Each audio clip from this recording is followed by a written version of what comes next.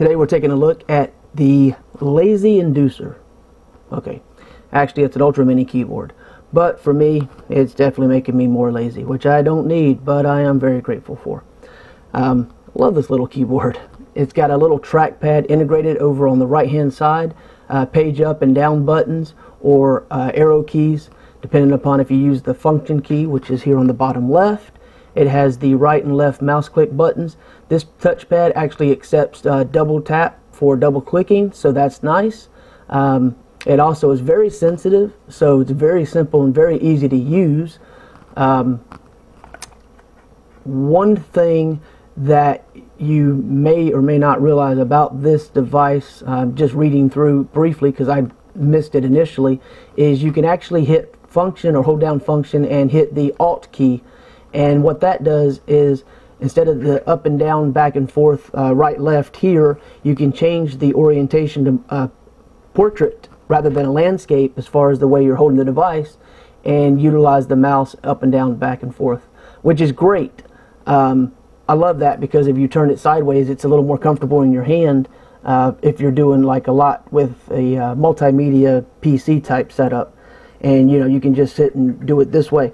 But there is one negative. The thing will enter into sleep mode, and that takes a minute or two of inactivity, and when you wake it back up, you will find that it works in the normal fashion, up, down, right and left, and you have to push these two buttons to return it to that mode. I personally use it more in the landscape fashion, so that doesn't detract a star for me. It may for some people, so that's just something you should probably be aware of before purchasing it, in case you get frustrated with that if you use it like this, in this way a lot. I just don't have a problem with changing it when I need to. There's also a backlit feature. Let me go ahead and flip it on. You've got your charging port here and your power port here. We'll flip that on. We'll flip that on and you'll see the lights here. This little red dot right here, that is for the backlit keyboard, as you can see. So at nighttime, you're watching some videos or something and it's dark, you can click on that long enough, see what's going on. So that's pretty cool.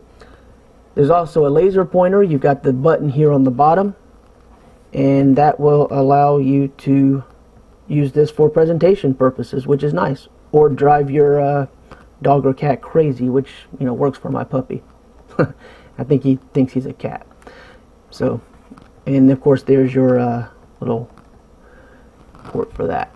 Now the receiver for this is very nicely tucked away, so you just pull that out and there you go. So that is really, really nice. You just tuck that back in there. You got your keyboard all set to go, and you got your little nano USB receiver, which I'm sure most people are familiar with. So that's really cool.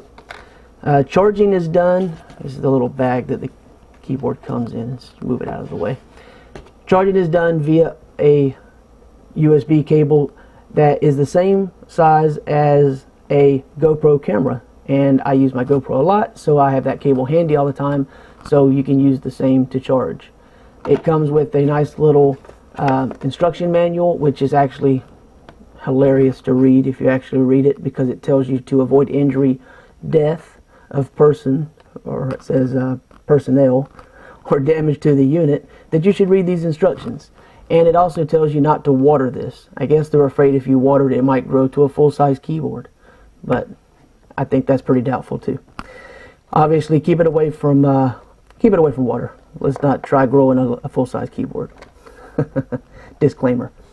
And there's some other stuff you can go through here. It just basically gives you a lot of the common sense things, hospital use, because it's wireless 2.4 gigahertz, can interfere with monitors and things. And then it gives you a little overview, introduction of the different buttons and things, the touchpad, connecting the receiver. It talks about the sleep and wake feature, which we talked about. Turn it off when you're not using it, keep it charged up. It says it has about a 700-hour standby battery life. I really don't know. I don't use it constantly, but I use it quite a bit for playing with videos, and it seems to be holding the charge fine. Gonna keep using it and keep playing with it. It's a really nice little unit though. It's not heavy. I think it's got like a 500 milliamp battery, I believe. So for what you're going to use it for. I think it works fine. It types fine. I had no problems. The keys, let's see, I guess you could probably hear that. They have a little bit of a feedback to them. It has a nice rubbery texture to it, so it has a good feel to it. It's very easy to use and very easy to type with and get used to. I mean, it's perfect. It's basically the perfect size. You could toss this in your pocket and take it with you, and it works with Android as well. I'm going to use it primarily for PC because I prefer my little mini PC over the Android box a little bit more. Specifications, computer requirements, maintenance, troubleshooting. So anyway, I just wanted to make sure we finished going over that. So that's a really cool little thing. The box is nice. It shows the different compatibility and gives you a little introduction, things that you can use it for. It talks about using it for basically, I guess you could use it for the car if you wanted to, but it does say in the instructions to be careful of doing so, which is still, again, kind of funny. Common sense. But they got to do it. They got to do it. Somebody will inevitably, you know, use it for the wrong purpose and blame someone. So, by any means, a great little keyboard. I don't have the largest of hands, but it's basically the size of my hand. The specifications, I'm sure you'll be able to see in the actual description of it. But if anyone has any questions about the specific measurements or something because they didn't find the description adequate, I'll be glad to respond in the comments if that's necessary. But yeah, shortcut keys work great. Everything works great. The only, like I said, the only real negative anyone might come up with is when it goes to sleep and you're using it in this function with the touchpad here, you will have to switch it back because it wants to automatically revert back to landscape mode.